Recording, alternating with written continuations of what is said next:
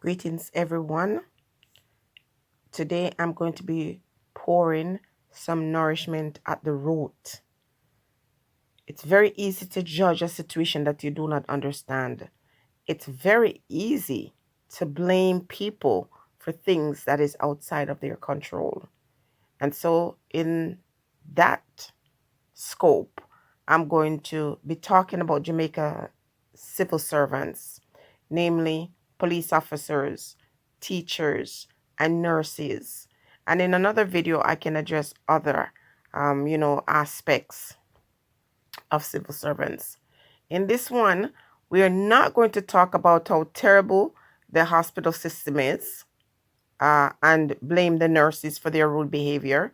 We're not going to talk about, the shortfalls of the school system and put the teachers as responsible for that. And we're not going to be speaking about corrupt police officers and how they engage in this extra business without taking a look at what these civil servants have to deal with. They are the front line people. They are the ones we see. They are the ones we're holding accountable. And it's not to say that every individual within the police force or the nurses association or the teachers don't have their part to play. But we need to look at their situation and what they have to deal with first and foremost and shift the blame where it should be. Now, let me start with the hospitals in Jamaica. You hear that these nurses are so rude and disrespectful and that they're not doing enough to help people when they're sick. But have you ever worked in a condition where there is no PPE, for example, at this time? This is very critical. Where you got individuals washing masks to put back on their face to take care of patients. Where you have these individuals who don't know the scope of what really is happening as far as some of these deadly, disease are concerned. And yet they have to turn up to work every single day, motivated to do the best they can to help people.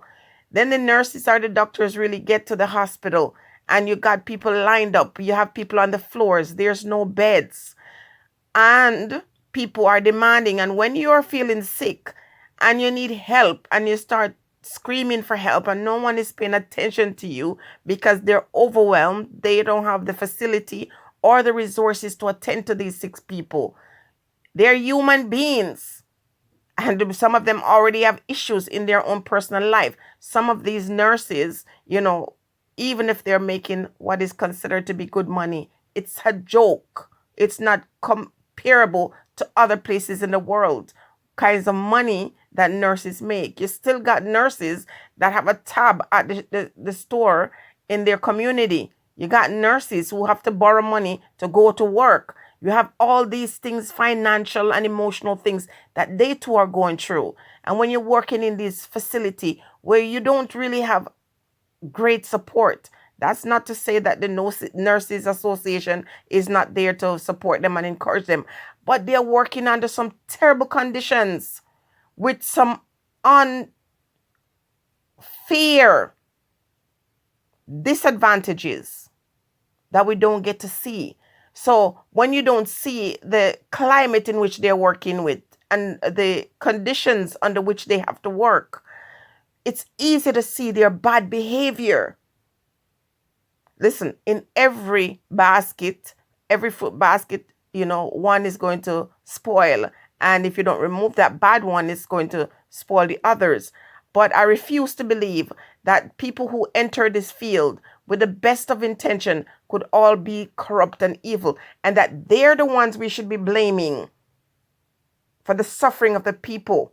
Let's jump from there. We go over to our teachers. And remember, the society, Jamaican society, for example, have always respected teachers. And then they were put in a position where they have all these, responsibility and all these tasks to carry out without resources. Without resources every day. Let's talk about the teachers. Sometimes if they're in a school that is bursary paid or if their money come directly from the government. There are times when the teachers are waiting for an entire week to get paid, and they get paid once a month. And from my last recollection, someone at the highest pay scheme could make 500 Canadian dollars or US dollars a month. Imagine living with that.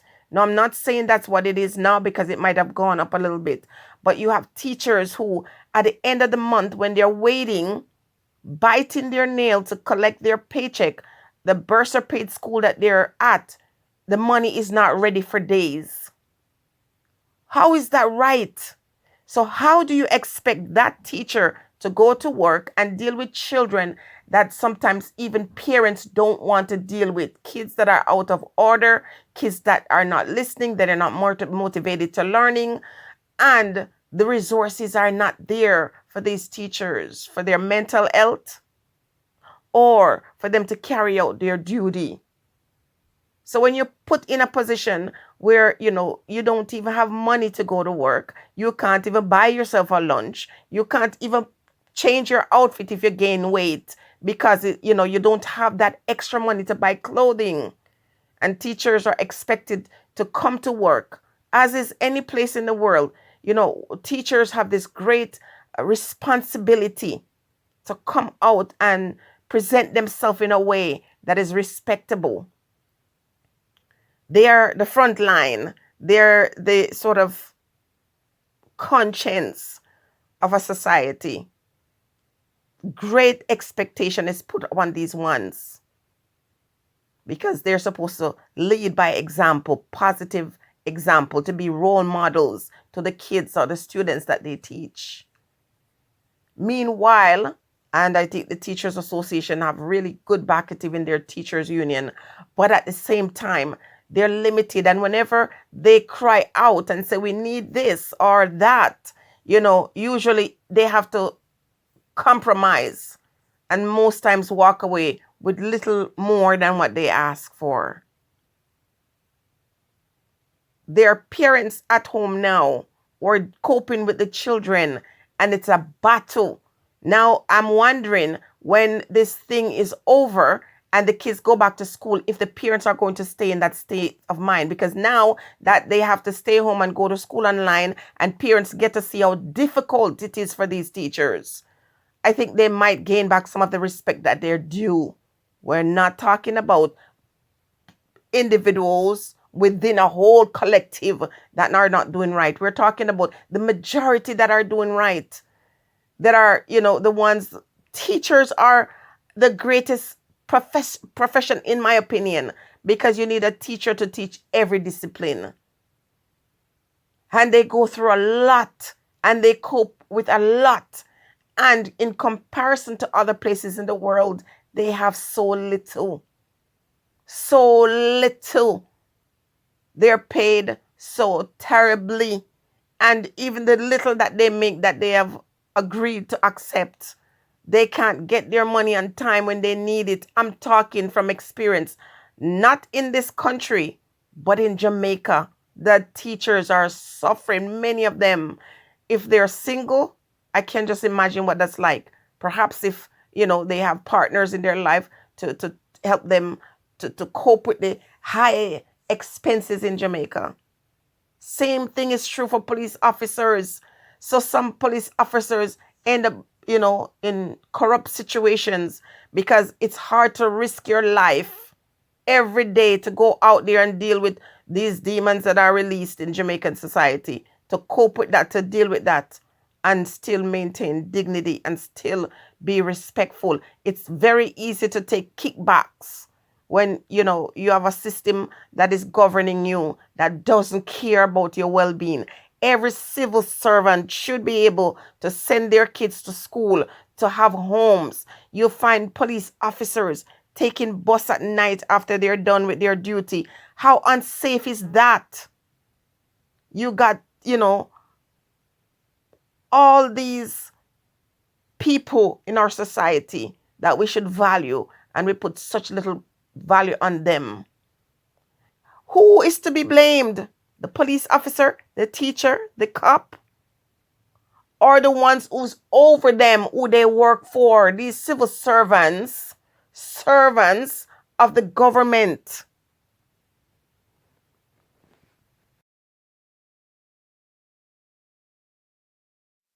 They're government employees. Now, when you look at the condition under which they're working, you have to ask yourself the question, how much does the government value these ones in the society? How are they responsible for the terrible condition of the hospital? The poor sort of attention and care people get. Take your eyes off the servants and put it on the ones who are supposed to be over them, governing them. People in the society are always quick to blame a teacher, a nurse, a police officer. Because guess why? Because they're citizens like us. They have a lot of energy and strength for the common citizen.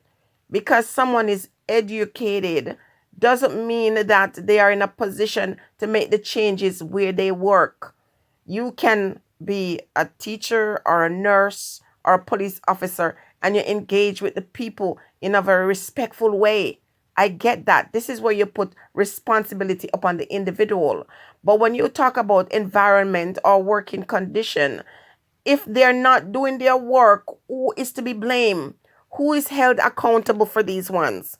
Who is here to make sure that, this happens and the hospital runs this way and the teacher perform this duty in the way that the federation says they're supposed to be doing it?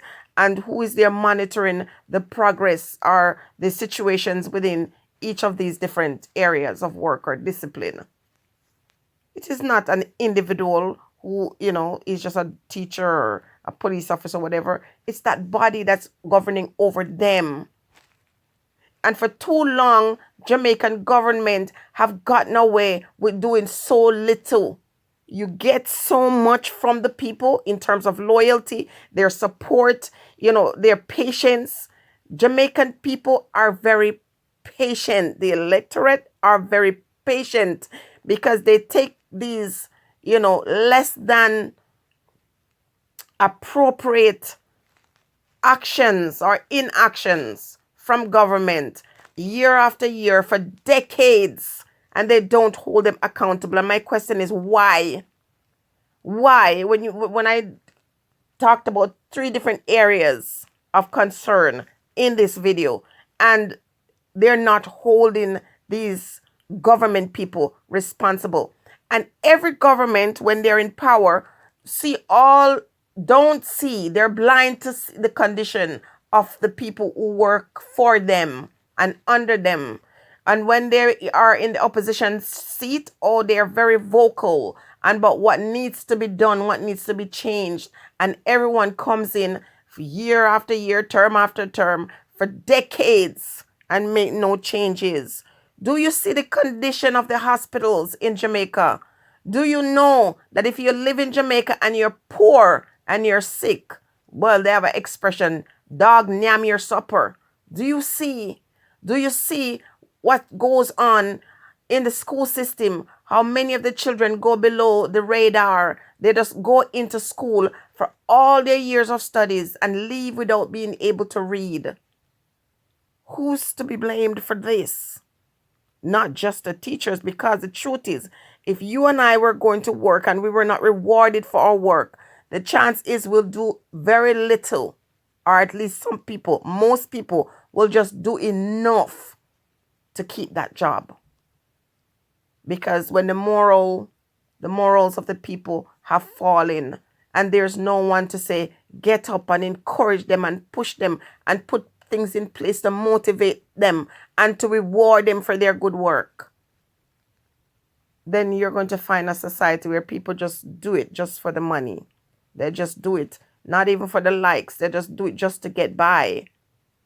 So I'm saying I don't want to spend too much time condemning our civil servants. They're human beings and they're people who the government have really failed, as is the case with the general populace. but they have failed these people. And it's only getting worse, and we hear about crime, and we hear that the police is not doing enough. Police is not doing enough when sometimes people call police stations and they don't have vehicle to get in. Can you imagine that? In a country like Jamaica that has all that money. Jamaica is not poor. Many of the people are, but Jamaica is not a poor country. Money flows in that place. Jamaican government gets help and support from all over the world. Different first world nations give them support. Now we see a certain thing unfolding.